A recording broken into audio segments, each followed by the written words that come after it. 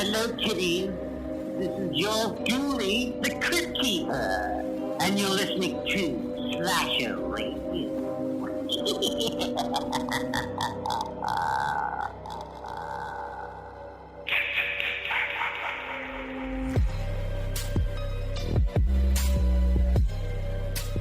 Are you guys ready?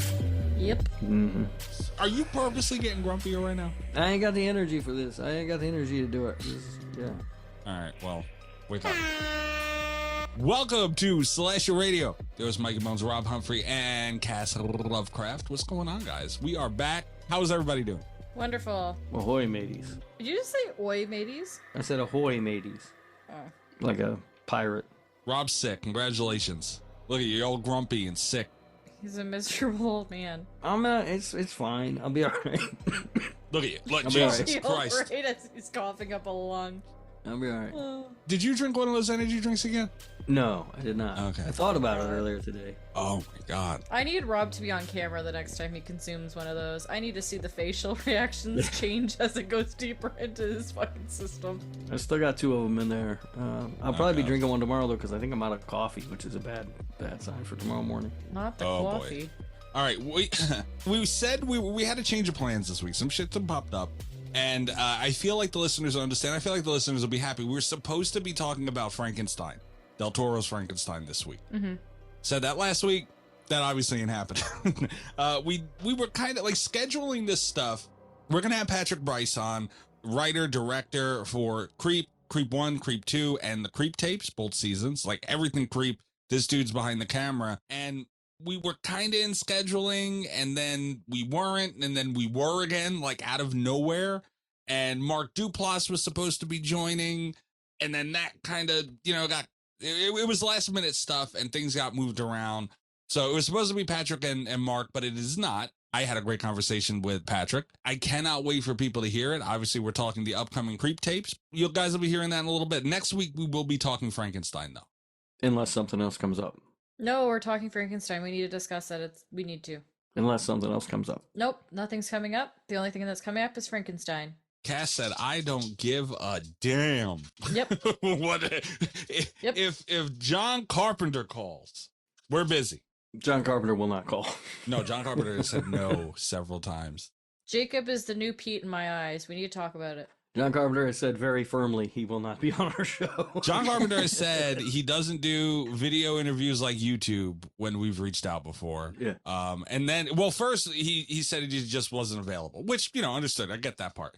He's got to sit on his couch and play video games. I mean, hey man, he's John Carpenter. He could do that. But then it changed to he doesn't do video stuff, which I guess, I mentioned our YouTube in there, and that was the reason. I'm like, okay, we're not just video, but okay. This year it was he doesn't do podcasts, so he is narrowing down what he is deciding to do. Then the next thing that's gonna be said is I just don't do slasher radio. Yeah, just say it, bro. I mean, I feel like that's what has been said. He just, what I mean? Being very nice about it, yeah. Honestly, but look, if you change your mind, John, we're always available. I don't think that's either way. Yeah, he ain't coming up next week. No, it won't be next week. I am looking forward to getting back to just talking about a movie, though, honestly. Yeah, it's been a minute. Yeah, man. But we're going to be talking about Creep. So we're going to have, we got to get to drink roll call. We got to get to the mailbag. We're going to have Patrick Brice on shortly. You can hear my conversation with him about, we get into not even just Creep Season 2. There's a lot of Creep Season 2, but a lot of talk of just the franchise in general, which I believe it's a franchise at this point, right? Even though it's got 2 movies, it's got 2 series seasons, right? It's got two seasons of the series, and I heard that there's a rumor anyway that maybe there's a third one coming. Mm-hmm. We can confirm there is a third one coming. Hell of a deal. Hell of a deal. No. All right. So yeah, we'll get to all that in a little bit, and we'll be talking about Creep a little bit on the other end of that. So make sure you listen to the whole goddamn show. All right. Look, if you don't listen to the whole show, we don't get like the ad revenue. Like we only get paid for what you guys listen to. All right. So make sure you get the rest of the show. You get the ads. Everything's nice. Or the Patreon too. Just skip over Mikey. What? Listen to Rob and I, but skip over Mikey. It'd be hard to do. Yeah, it's another interview where Mikey scheduled it where I couldn't be there. I Just fucking strategically schedules these things when he knows I can't be around. Yep. It's like he has a ploy against us, Rob. I begged you. All right. I begged you. I know. I know. really wanted you there. I know. And well, we don't have to get into it. Yes. Scheduling's hard. If certain things hadn't changed, then maybe it would have been possible, but Yeah, dude, scheduling's super hard for these things as is, but then like this was last minute. Like the show's coming out as this episode drops on Thursday, the 13th of November. It's out tomorrow. Like that's how quick this shit came together. yeah. Yeah. So hell of a deal though. But so before we get to any of that though, drink roll call. I'm getting another beer. You want one? Yeah, sure. I'll be right back. Cass, what are you drinking? I am drinking this absolute vodka cranberry ocean spray drink. Oh God. I don't know. A I like spritzer. vodka and cranberry, and Oh. I saw it in the store and it was easy to grab, and I just grabbed it. So does Mikey. Here we are. Look, that sounds like it's up my alley. I love cranberry juice. I love a cranberry and vodka, but the thing is with that, and I'm not mad at you, Cass. Like that's 100% drink roll call protocol, 1,000,000%. But I don't like the spritzer stuff. Like I just never do. Like that seltzer, It's I don't sparkling. like it. Yeah, I don't like that shit. I'll send a picture. I know what it is. I've seen it. I've tried it. I don't like it. And it's not even just that one. Like it's all sparkling fucking coolers or whatever you call them. Not for me. Fair enough. Rob, you gonna make fun of her like you make fun of me? No. Rude. It's fine. Why? She's allowed to drink that. You're not. If I were to bring that on this show, I'd be crucified. Yeah, because you're a grown ass man. God damn it. Grown ass man. All right, Rob, you have been on strike for drink roll call like the past 2 weeks, dude. You've been protesting ever since we got this new fucking button for it. You've been protesting. Mm-hmm. What are you drinking? I'm drinking a Diet Pepsi. You son of a bitch! God damn it. I'm Why? sick. I'm sick. What do you want from me? I want you to respect the fucking button. Mm. Dude, if you're drinking fucking liquids because you're sick, you should be drinking water. True. I'm not drinking. Good old H2O. I'm just not drinking alcohol. But to be fair though, I was sick last night watching Joe Bob, and I did drink a glass of bourbon there. Thought maybe it would help. I didn't know that it helped, but it didn't really hurt either. So you're gonna do it again tonight is the point. That's the point. Yeah, I already did it last night. Son of a look, this button's not going anywhere. All right. Can we get past it? Is it over now? We'll see. I don't know. Depends on how I feel next week. If I'm still sick next week, I probably won't be drinking again. I swear to God, damn it. this button's like a hex. Jesus Christ. All right, I am drinking. I made, speaking of cranberry juice, Canada, I am drinking a cranberry and rum. Yes, a very strange drink. That is weird. I don't know about that. Oh yeah, I was gonna say that's different. I'll tell you what, though, it's fucking delicious. Is it dark rum? Yeah. Really? Yep. Fucking I don't know delicious. about Picture. that. I want to see the color of this. Fucking shit brown.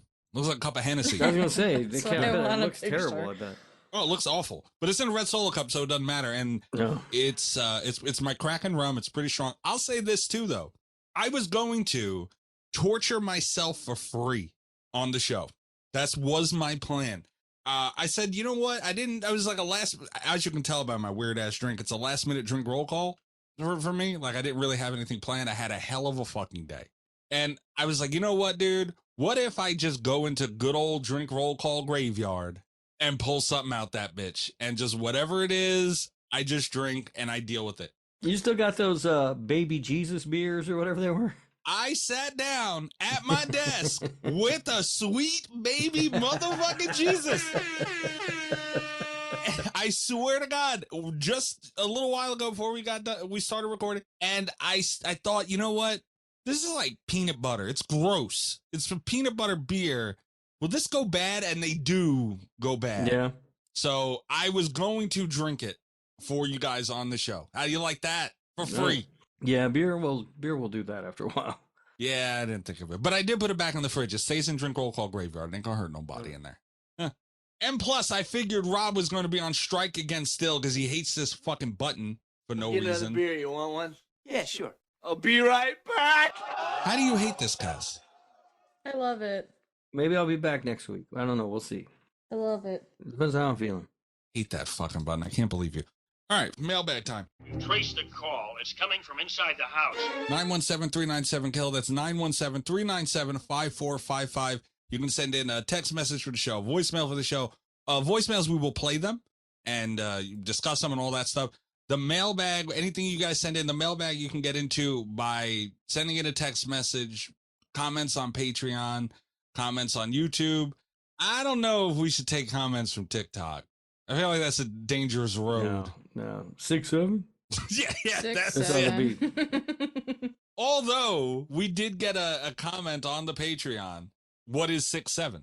Yeah, fucking, I don't fucking know. I'm an old. Ask somebody who's young. Okay, someone said that it's 6-7's like the periodic number for fucking being a hoe. Yeah, but an adult said that, Cass. You can't take an adult's word. We don't know what the fuck it is either. We don't know. We're not And getting I don't right think information. kids these days are that smart to realize that shit. That's the other thing too. Yeah, I don't know about that. I could Google it. No, nobody knows, Rob. You I'll don't. Google it. Oh, Hold God. on. What does 6-7 mean? I'm used to have to Googling shit young people say. God damn it. 6-7 can mean so or maybe. I'm Canadian. Sorry. Miss Goosey. Sorry. Why? That wasn't necessary. This is what you get. You're talking about 6-7. That's what you get. 6-7? This goes out to the Dummies of Horror podcast. Fuck you. 6-9. 6-9. What the hell? All right. So moving forward, did I sell the mailbag shit? Yeah, all the messages get read by Ghostface. I don't remember if I said that. It was just Tim Davis's birthday too. Happy birthday, Tim. Oh, look Yeah. at that shit. Happy birthday, Bin Chicken. You Yeah. bin chicken rap bastard Tim Davis. Happy birthday. Celebrated his birthday by going to see the new Predator movie. Says it's terrible. Well, yeah, okay, but we know Tim's taste in movies though, so it could be amazing. No, Tim loves Predator. Like I don't know if I know a bigger fan of Predator than Tim, and he said it's terrible. So I don't know. I kind of believe him too. Have you seen the trailer? Yeah. It looks like shit. Yeah. Just do Pray again. That's literally all you have to do. Yeah. But happy birthday, Tim. This goes out to the Dummies of Horror podcast. Yeah, happy birthday. Fuck Tim. you. And while we're sending out happy birthday wishes and stuff, Scott Crawford from Friday Nightmares podcast, he just got married a couple of weeks ago. So congratulations to Scott and his lovely bride.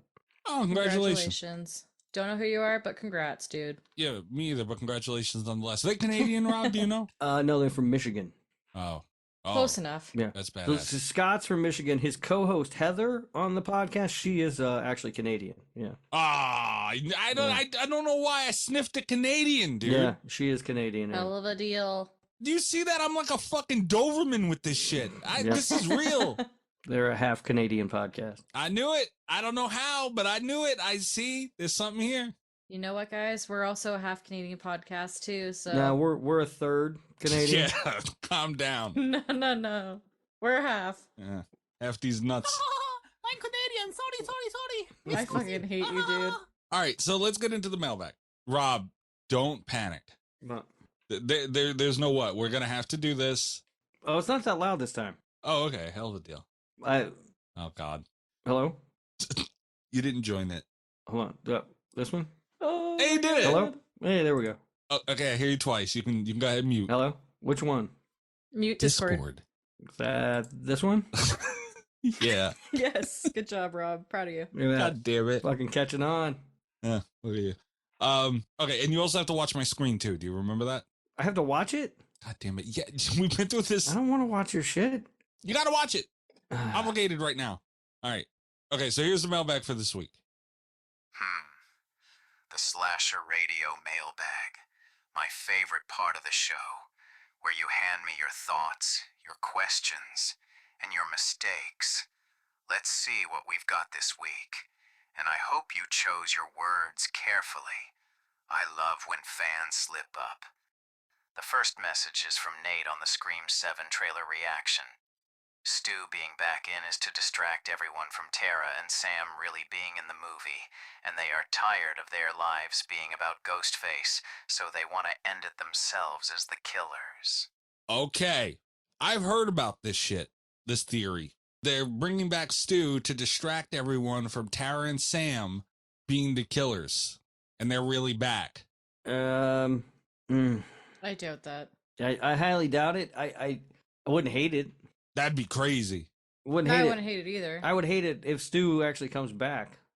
But Yeah, me too. I'd hate that shit Yeah. too. I haven't made that clear. No.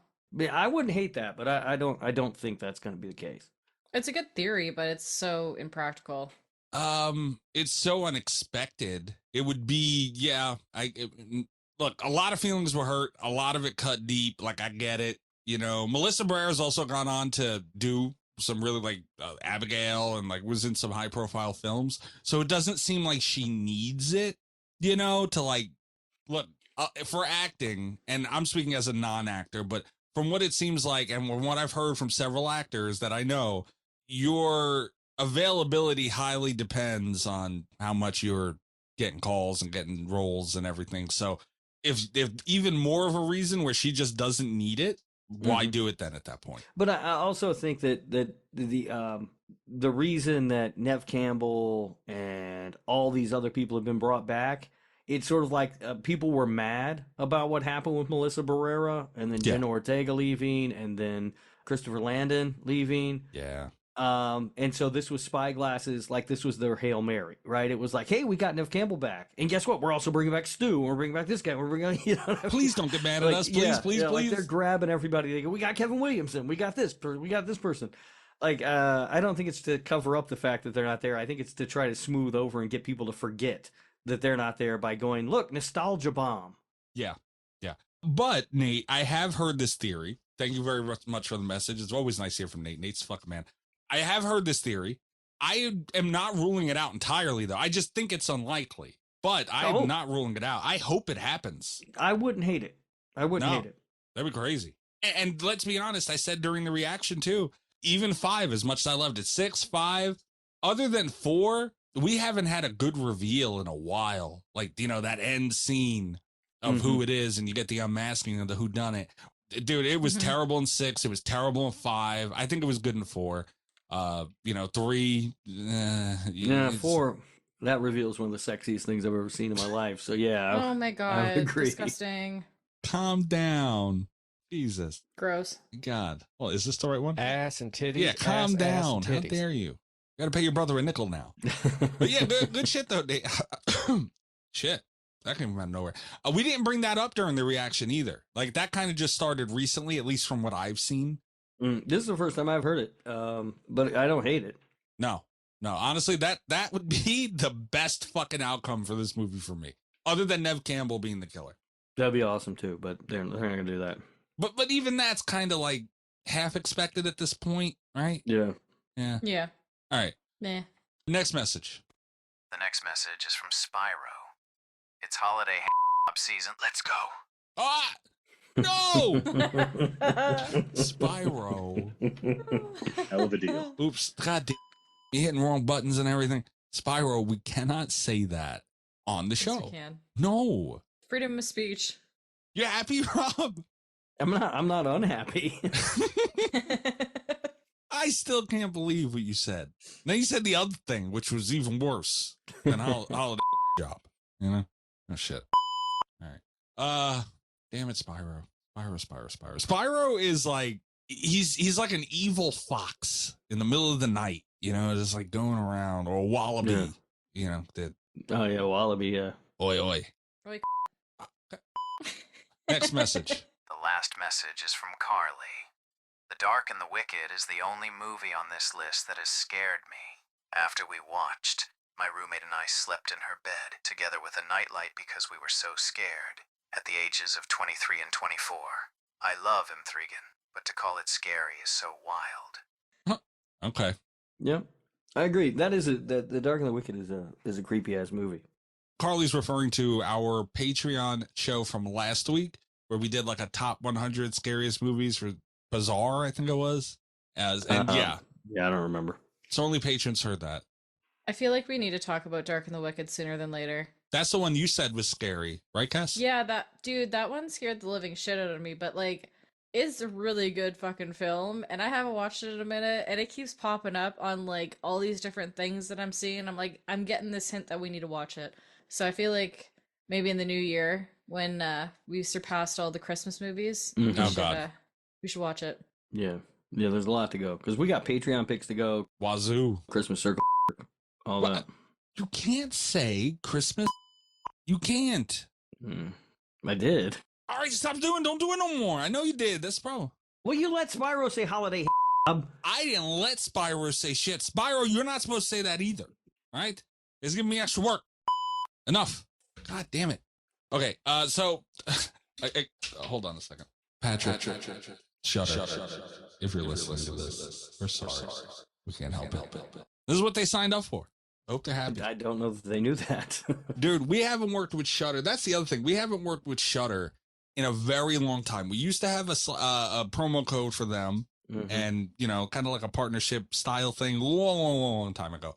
So it's nice to be, doing stuff with Shudder again for a week, and then they'll hear this, Yeah. and it's going to be a very long time. Yeah, they're going to hear this and be like, "Oh Lord, what did we do?" Well, this is what you get. Some people come back though. Marissa, if you're listening to this, then this is what you did. Look what you did. You happy now? All right. So we are going to take a quick break. We'll be back with Patrick Brice, talk about Creep Tapes, season 2, coming out tomorrow when this episode drops on November 14th on Shudder, AMC Plus as well. So we're going to be getting into that. A lot of things. We talk Creep, the movie, the third movie. Get into that, a little confirmation there. Some hints of what that third movie could be. And we get into a lot of shit about season 2, season 1, Creep in general. Patrick Brice, everybody, enjoy.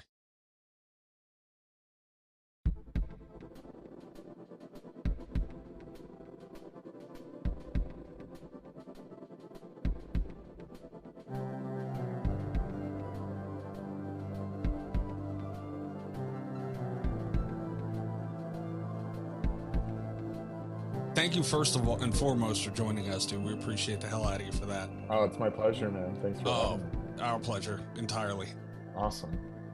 I am super excited to be talking to you about anything Creep related, but mostly, obviously, the Creep Tapes. Season 2 coming out November 14th, 2025. But, Patrick, real quick, the original film, Creep, came out in 2014. Obviously, Creep 2, we got the sequel in 2017. It was so long in between the Creep films and starting up the Creep Tapes. Was that always intended to turn it into a series? Was it something that just presented itself? Because it's genius for what you guys created.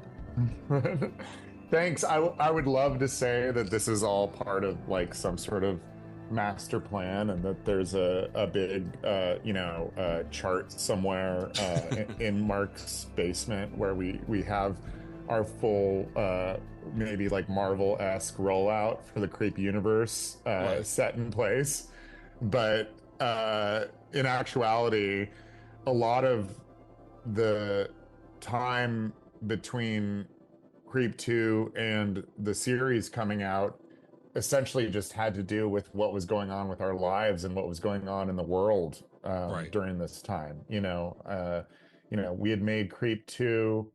We were delighted by the response to that movie and the way that like it's sort of, a lot of people like felt like it was on par with the first one. Some people think it's better than the first one. And so like we were kind of delighted by that, but also like I gotta say, like for the first time in my creative life, at least, felt like there were expectations associated with something I was making, and I think Mark felt that way too, because like Mark has had a lot of success, but I don't think he's ever had a fandom or a fan base the way that this series and this sort of, I guess we're calling it a franchise now, absolutely has garnered. And so, because of that, I think we've had to go through this cycle of like acceptance and understanding what that means, not feeling like we're stifled by it, like feeling excited by it and feeling like it's a launching point for new ideas and different avenues that we can take this character in.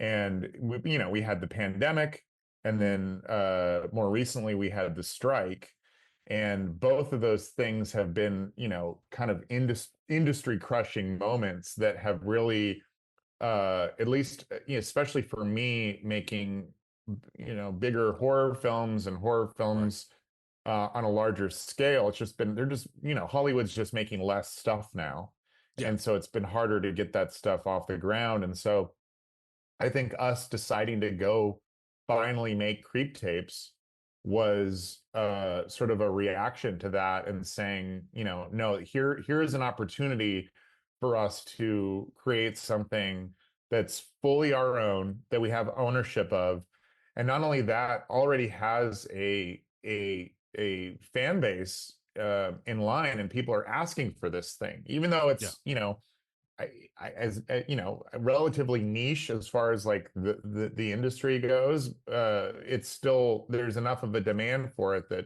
this is something that we could make and then sell. And so we went off and self-produced the first season of the show on our own.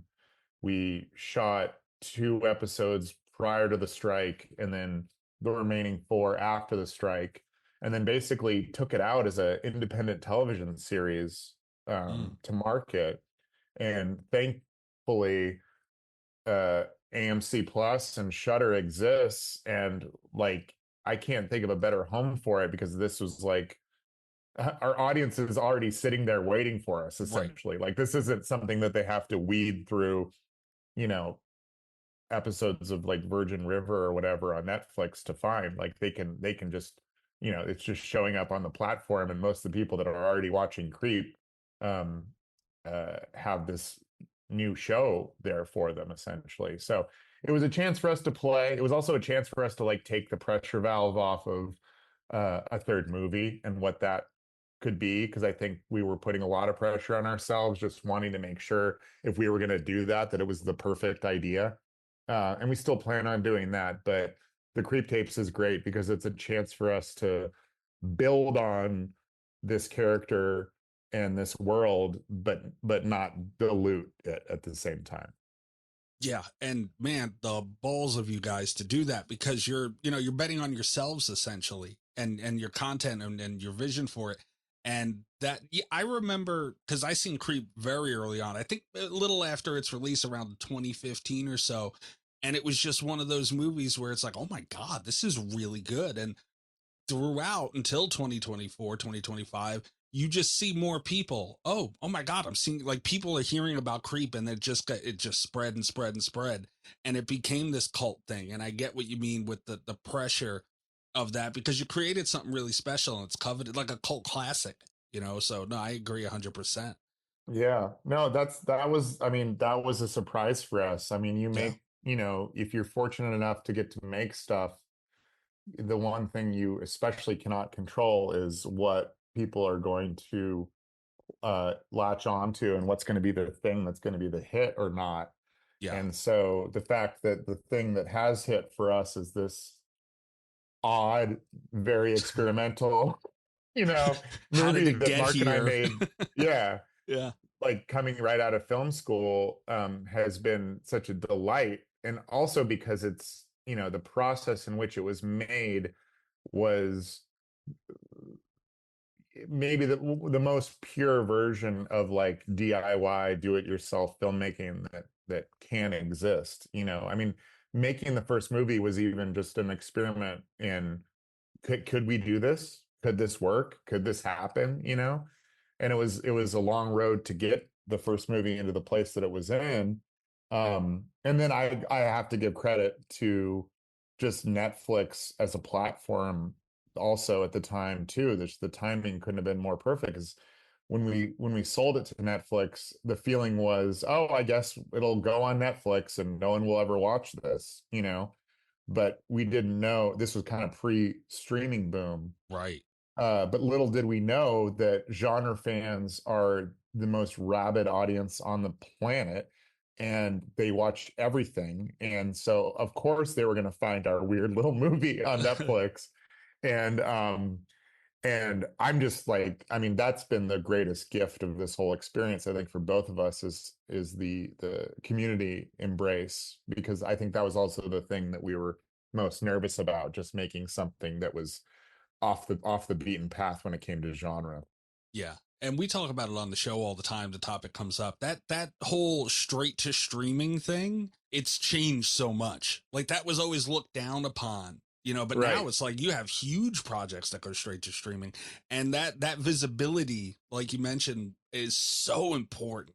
And especially in the horror genre, you know, if they see it, they're going to try it. And if it's good, they're going to, you know, that's where it grows. And yeah, that straight to streaming is made a lot of movies, you know, Creep included, you could even say. Absolutely. I mean, I think, also Terrifier in a big Oh way. Like yeah. I was talking to one of the actors from Terrifier yesterday, and she was saying that it really wasn't until, that film was on Netflix that Yeah. it took off in the way that it did.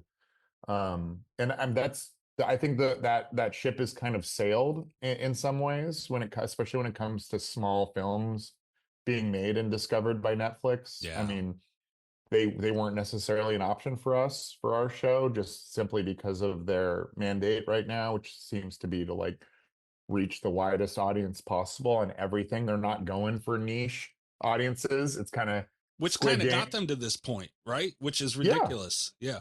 Yeah, it's unfortunate. I mean, I get it. But it's unfortunate, but it also makes me even more grateful that places like Shudder exist to Oh yeah. and are putting their money where their mouth is, especially when it comes to indie films right now too, and having an outlet for these lower budget genre movies that are like some of which are like amazing Yeah. and wouldn't necessarily have a home otherwise. Yeah. Give them the chance. That is the message. Yeah, absolutely.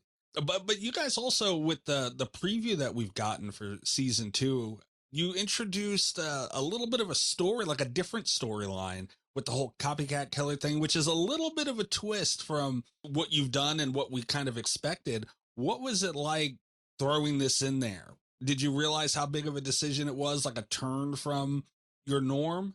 That was all intentional in a big way. I mean, I think, with the first season, that was Mark and I kind of I always use the metaphor of like throwing paint at the wall and seeing what sticks, and that was just kind of us being self-indulgent in terms of thinking about what a TV show version of Creep could look like and feel like. And, we have episodes where we're giving some insight into the lore, but then also like walking back on that a little bit. And Mm-hmm. and then we have episodes where we're even going into like more of a deeply psychological and potentially like supernatural space, where we're kind of in his head and we don't know what's real and what's not. And so that was really exciting to play with, in thinking about the found footage form and how far that can be pushed. Yeah.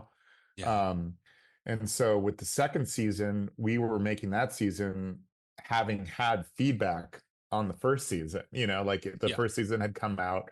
We'd heard what people liked and what people didn't like. And what's funny is like, in terms of like, and I'm bad, like I read everything. I read all the Oh reviews, I read all the no. audience reaction. But part of that is like, because we're making this for someone else to watch. I mean, as much as we're making it for ourselves, like we want it to be satisfying for people. And that's not stifling for us. That's actually like exciting for us. And so, I gotta say, this season we definitely pushed things in a lot of different ways. We pushed the character.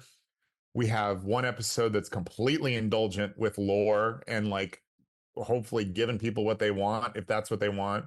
We also have episodes that are sort of a little more self-aware that like this whole thing exists in the horror genre. Like we have an episode that references the film Saw quite heavily. But then also this copycat idea was, that's what's fun about this show is we get to play with all these tropes. There's all these tropes in horror. And so a copycat killer was one that was very exciting for us. And then, to have not only a copycat episode, but to cast like a literal horror legend in that role in David Dasmalchian was even more exciting. And the fact that like he's someone who, you know, he sat next to me and my wife at the premiere of the first season. That's how I met him. I'd never met him before. We have mutual friends. Yeah. And we had just met right before the screening. He was very sweet and cordial. And then it was somewhere during the mom episode of the last episode of the first season that he leans over to me looking past my wife and goes, "You guys are so fucked up." and and in that moment I was like, oh, I'm casting you in an episode. You get it. And then he came out and played with us, and that's one of the other beautiful things about this show is that we get to work with guest stars on each of these episodes and have this like really intense and beautiful collaborative experience with them. Unfortunately, most of them die so that they can't come back because I would want to work with every single person we've worked with on the show again for a second time. But yeah, no, having David directly reference the first film, and it's like also one of those things where I was a little hesitant about being so self-referential, right? And being so far up our own butts when it came to the second season of this show and what we were talking about and what in-jokes we were in there. But I think, our reassurance to ourselves was, man, if you're watching season 2 of the Creep Tapes, of a spin-off of these movies, you will appreciate whatever in-jokes we are throwing at you at this point. You have your core audience now. And everyone everyone who wasn't now, you draw them in. You guys like this stuff is really good for horror fans, true horror fans. It's hard to not get hooked. And you've cultivated that. And that's the beauty of it. Everyone's in on the joke. Everyone gets it because you've created such a fun world. Oh, thanks. Yeah. I mean, that's the goal. And I think, that was the goal with the first movie, was trying to be inclusive with all this. You know what I mean? Like, we don't want to seem like we're smarter than anybody else. We don't want to seem like we're pulling the rug out from anybody.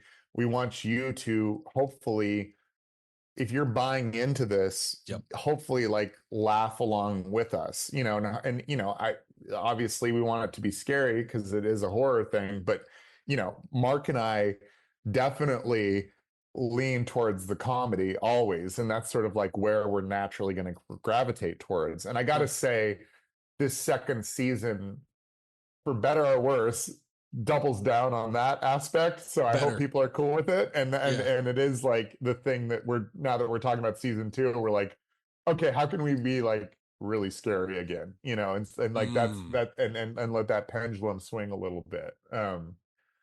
It sounds like you're finding your groove, though, is what it sounds like. You're really, and you're hitting that stride with it. And a point I brought up about Creep before, especially when the Creep Tapes, getting into those, it's kind of like when Scream came out with that meta, but you guys kind of redefined that for that modern, like where we are now. Scream did it for the 90s. You guys are kind of doing that for, the 2020s and even a little before it. And that's the way I see it, is it's meta, but it's like its own meta. It's weird, and that I brought that point up in you guys' favor several times. And I feel like you're hitting your stride with that, is what it sounds like by hearing you talk about it. You're getting into that groove. Oh, thanks. Yeah, I really appreciate that. I mean, because we're definitely doing it, and it's more subtle than Scream. You know what I mean? Because Scream is obviously like directly referencing those movies, and like if we're going to directly reference a movie, it's usually going to be like Forrest Gump or something insane, that you're not expecting. But also, like, I'm saying this having done an entire episode of this season shot in the same room where they shot the first Saw movie, where we're basically making like the dumbest version of Saw that could ever exist, but we sort of glaze over it, but we don't like overtly reference it. You know what I mean? Your own style. Yeah. So I think we have a trust in our audience that they will appreciate and come along with that, and will like lean in and discover this without us coming out in a super blatant way. You know what I mean? Right. Yeah. And it all works. You mentioned, Patrick, about working with different people and everyone who's coming in and out of the doors of the franchise, given, the style of Creep and everything else. Is there a possibility, and I'm not necessarily talking about season 2 here, just in general in the future of what we're going to see, have you guys put any thought into maybe bringing characters from the films into the series? Or have you played with that crossover like that? Oh, for sure. And I mean, I think we have I think everything's on the table, Right. And that includes, and I don't know if it'll ever happen, but I keep pitching the ghost of my character in the first movie coming back in some, Oh, which we haven't really found a place for, you know, but like I think because of that episode that we did in the first season, episode 5, which for the most part is just Mark filming himself, you know, where it's just Mark and Peach Fuzz in this hotel room, and you kind of don't know what aspects of that episode are in uh Mark's character's head or what is actually real, you yeah. know. And the sort of freedom that that gave us. I mean, that was kind of like that was a true experiment, that episode. That was literally just us seeing if we could pull that off, you know, and sort of almost testing our audience's patience a little bit when it came to watching one person in a room act with themselves. And luckily it's 20-25 minutes, you know, we're not asking that much of people's time, but and hopefully we're reaching some kind of satisfying conclusion or building on something that people are curious about. You know, we're not trying to be entirely self-indulgent with it at the same time. But that was a real like eye-opener for us, and was really inspiring for us, because I think, you know, it just meant that like it meant that we had more freedom than we even thought Right. we could have beforehand. So we're definitely talking about the idea of bringing people back, and you know, also the freedom of the show being anthological, and from one episode not necessarily needing to be tied to the other. But that's also something we're excited about potentially exploring in future seasons too, is having a season that's not, and having a season that is one story broken up across the entire season. I think that's something that's exciting for us as well. Yeah. Yeah. You can do anything you want, which is the beauty. Yeah. And it seems to be working. Everything you said as a fan of Creep, as a franchise, I want. You know, so Okay, like good. all of it. Well, I'll do all of that. Hell of a deal. There you go. That's what I want. That's exactly Okay. what we want. But what you mentioned it a little bit earlier too, and the Creep tapes, not even the Creep tapes, Creep 3.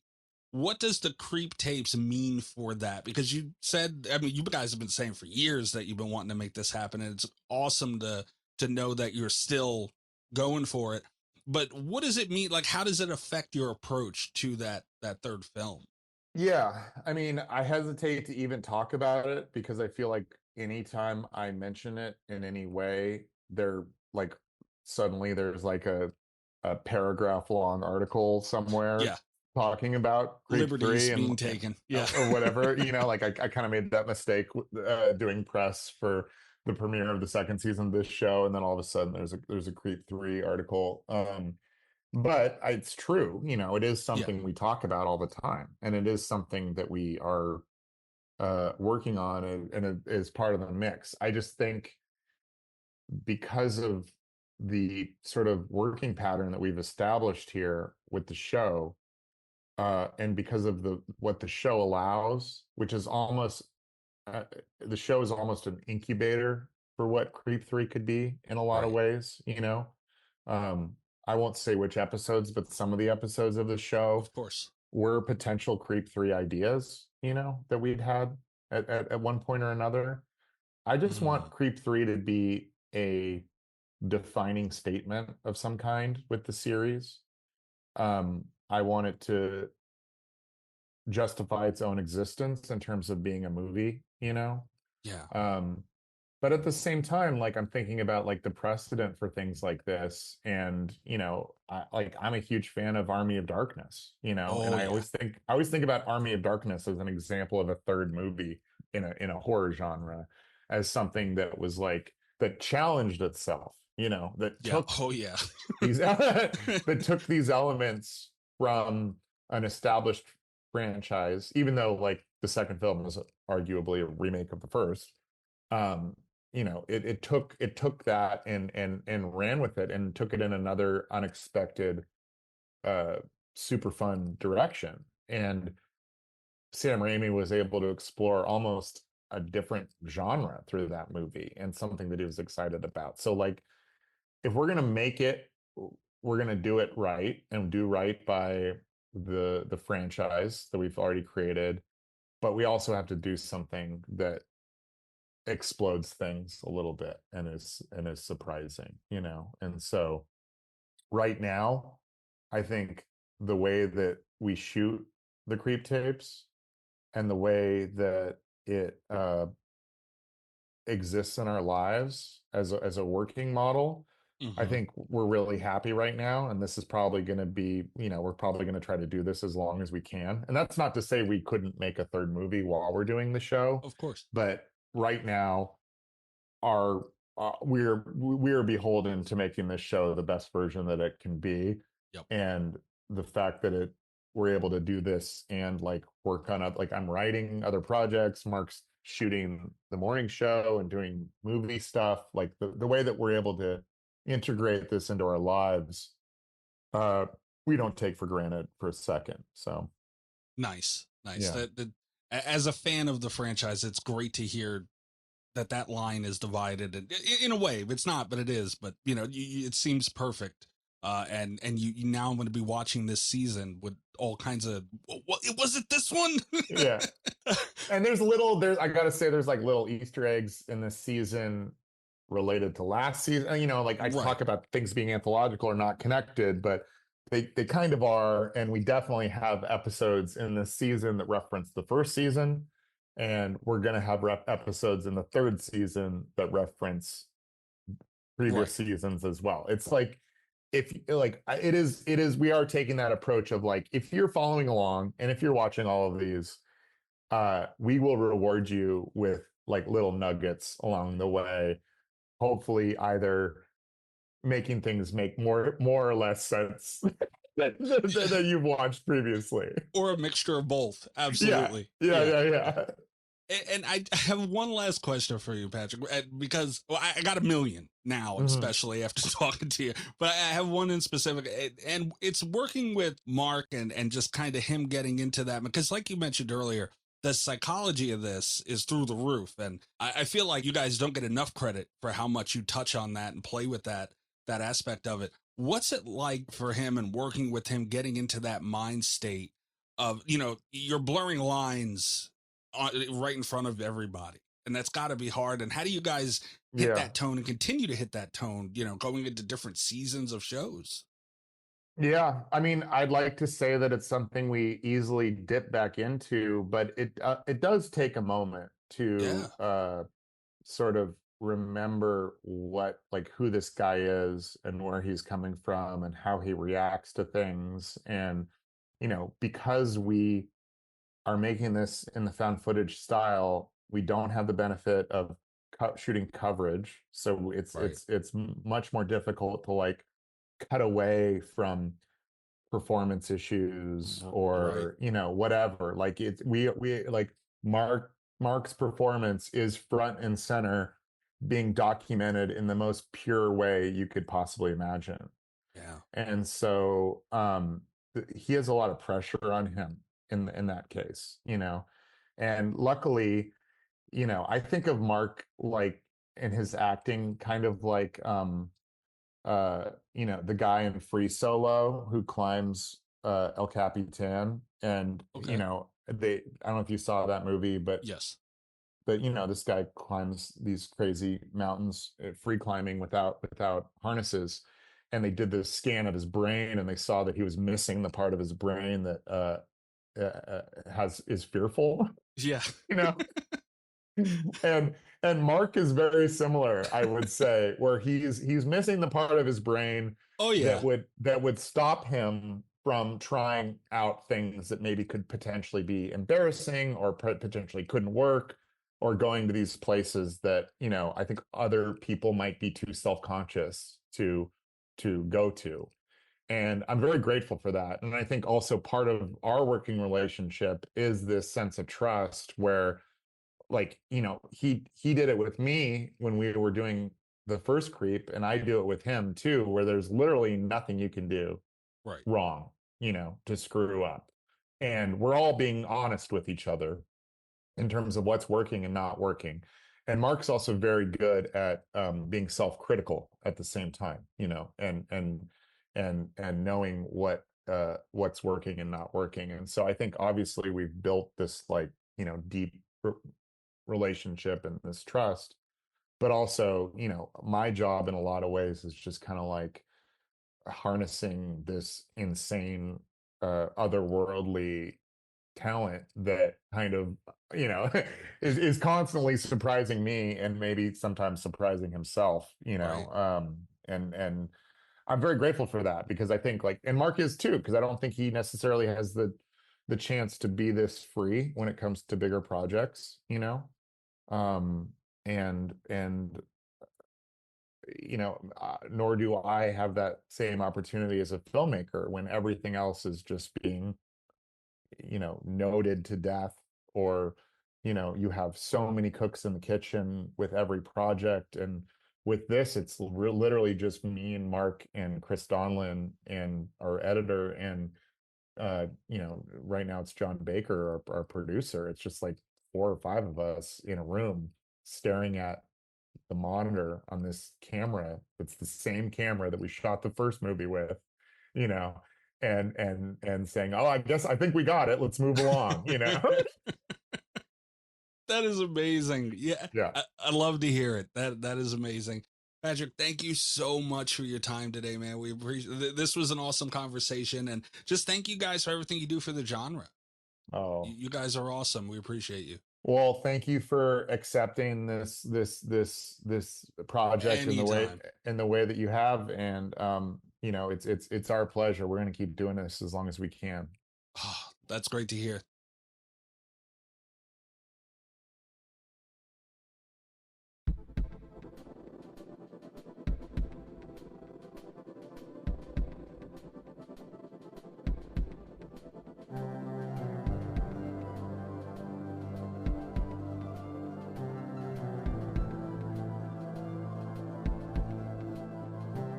Okay, Patrick Brice, everybody. Thank you again very much, Patrick Brice, for hopping on. Just a lot of passion going into Creep in general, the Creep tapes. Patrick being very experienced himself. He's done stuff like, obviously, all the Creep stuff. Corporate Animals, Room 104, There's Something Inside Your House. Him and Mark Duplass, just the perfect pair for behind the camera and in front of the camera. Mm-hmm. Just real quick, round robin, what do you guys think of the Creep films overall in general, just the whole franchise? I love them. You don't get that really eerie, uncomfortable feeling from just like a one guy in front of a camera like you do when you watch these films and the show. Yeah, they're great. Yeah, I'm a big fan of both of the films. I, as you know, have a problem getting into television shows, so I have not watched the Creep tapes. I need to, though, because I do like both of the movies a lot. And yeah, Cass hit the nail on the head. I think they're very creepy. They're, as the title would suggest. And Mark Duplass, I think, is just such a talented actor, and he is because he. I mean, I've seen him in movies where he plays and he's like the nicest guy and he's like a funny guy and you completely buy him as that. And then you see him in this role and you completely buy him as just this, you know, this crazy person. Like he's brilliant. And he's a guy who's been involved in a lot of projects over the years that I've really been a big fan of. And he's been in a lot of movies I really like. And yeah, he was the perfect person for Creep, and I both the movies are really good. And I do want to sit down and watch the show. I feel like you'll enjoy it. I just have to find the time. I don't have TV show kind of time, you know. Honestly, as spiteful as you little fuckers are with the movie nights, everybody in general, not just you two, just everybody, it's a mess on the Discord. We could do, like, next week wouldn't be a bad week to do like a Creep tapes thing on the Discord. Watch along. We could do that. I mean, but we got to finish off the Twilight Saga too. No, we don't. Mikey, we all want to know how the story ends. No, we really do. You all want me to watch Twilight. Illyria's dying to know how the Twilight Saga ends. She is going to kick your ass. Okay? It got my mouth. That's the wrong one. Don't break your dick. She's going to break your dick, dude. I be banging, Lord. Just because dude, we're there that already. Clip was so fucking funny. I'm so glad you showed me that. Sorry, I just had to go off kilter on that. Sorry. Yeah, Rob, that's one of the Sorry, greatest Bubetta. things you've ever shown us. Yeah, for sure. But yeah, dude, Creep, I remember, and I said it during the conversation with Patrick, I remember when that came out, you know, like Creep came out and it hit, and it was it wasn't very talked about, you know, when it came out. Like, it was a very low-key thing. It was one of those movies that had no hype to it, like real hype to it. And it came out, and it was one of those things that spread through like word of mouth. And everyone was just like, holy shit, have you seen Creep? It's really fucking good. And those usually push across slower. But it was wild watching that, because you're talking about cult classic kind of things. I was a little too young to really appreciate the wave of Blair Witch. Plus, it happened so hard. You know, another found footage kind of low budget movie. And that hit hard. It was in theaters, like whatever. But the wave of Creep was very similar, but in a slower way to me. Like, it, you know, not so much as impact, but a lot of the impact was there too, because they really brought it back at a time, 2014, when you didn't have any money and you still made something that fucking good. So I always appreciate it for that. And it carried through to Creep 2. You know, it had the same tones, it had the same vibes. And I feel like I can't wait to see Creep, the second season of the Creep tapes, because the first one was really good, man. They nailed it. Like, it is exactly when the zoom out at the end of the original Creep happens and you see all those tapes, you're like, oh my God, what would that look like? This is exactly what you thought it would look like. Yeah. I need to check the show out. Yeah, we'll watch it. And they're short too. I didn't think to ask Patrick that. I'm not sure if he would even be able to say. I have no idea. But from Creep, the season 1 of the Creep tapes, they're like 20, 30 minute, like very short. Some are 20-minute episodes. Okay. So it's a quick blow through, which is nice too. But yeah, man, Creep, super important movie, super important franchise now, I feel. And I feel like it's moved into a space where the TV show can really grow this lore, like big time. So I'm looking forward to that, man. But yeah, so Patrick, also very upset that Mark couldn't join us. Mark Duplass too. That was Patrick was incredible though. Loved that conversation. But it would have been nice to have the both of them and like get both sides of the coin with a lot of the stuff that we were talking about. Hopefully one day we'll be able to work that out, and I'm sure I'm very confident we will. Yeah, that'd be great. Mark Duplass, amazingly talented. Oh, absolutely. Patrick too, man. Like, this is they did an interview recently with Fangoria that I seen like not too long ago, but they want this to be something. You know, they very much bounce off each other. Like, this is these two are the guys. Like, this is their baby. Like, they really, you know, there's a secret Word doc apparently, like a Google doc that, you know, they have a bunch of ideas and shit on. Like, this is very much Patrick and Mark working together, and that's what we're seeing on screen when we watch these things. And it's dope, man, like to see that like dynamic, and the whole team too, but these guys have been there from the beginning at the head of this, and it's awesome to see their vision come to life on screen so perfectly. We should have a secret Word doc. We do. It's the fucking port noise. Why don't I have access to it? You do have access to it. We're gonna be dusting off the port noise when we get back to it. Holy shit. We gotta change the name of that though. We do got to change the name of that. Yeah. We need a good name for that. Listeners, let us know. Help us out. We 100% need a new name for that. And we've been talking about it for a while. I just don't know. Like, it's got to be perfect. Is the milk bags. No. How many milk bags? The jiggly milk bags. All that. No. No, absolutely not. But yeah, patreon.com/radio tier starting as low as $2 a month. You can get you a free week. We have Morg that signed up last week. I am Morg. What's up? We're seeing a lot of positivity coming from the Patreon. Nice. We're hitting a little bit of 6'7" Morg. No, 6'7". I was gonna give Morg some horns. 6'7" in the chat, baby. Let's go. Morg's in the chat. Morg's in the chat. Sounds like you're gonna have somebody stuff mortuaries in the goddamn. That's horrible. Got dead bodies in the chat. It's on brand. It kind of is. That's true. But yeah, so I said a whole spiel about Patreon. Follow us on Twitter. What else are we on? YouTube, TikTok, all those things @Slasher Radio. You can follow me at Mikey's Dead. We have a link tree. Can you give it up with the link tree? You always forget the link tree, and all of a sudden you won't leave it alone. Now I remember it. You sure do. Yeah. Goddamn. Where do they find you, Robert? I'm around at Radio Rob 123. You can listen to the other show that I do, the Nick fucking Woo Cagecast. That's Nick F and Woo Cagecast in your podcast players. And we took the week off. We were supposed to do Long Legs, but I was sick, and Kat went on a birthday trip. So we will be doing Long Legs this week. So it should be out right around the time you're listening to this. Every birthday cat? I need a birthday button. Like, I feel like that might come up enough. Yeah, I'm not convinced it really was her birthday, though. Oh, yeah. Jesus Christ. The girl knows when her birthday is. What the hell's wrong with you? I don't think she does. I think you're an ass. And where are my balls? Cass, where are they finding you? I'm gonna steal Rob's line. I like it. I like stealing it every week. But I'm around on Instagram, all them socials at Makeup Mistress. Makeup X Mistress. Why? Why do I get it right? Sure. There you go. And what's our Instagram too? Because I don't know how to work the Instagrams.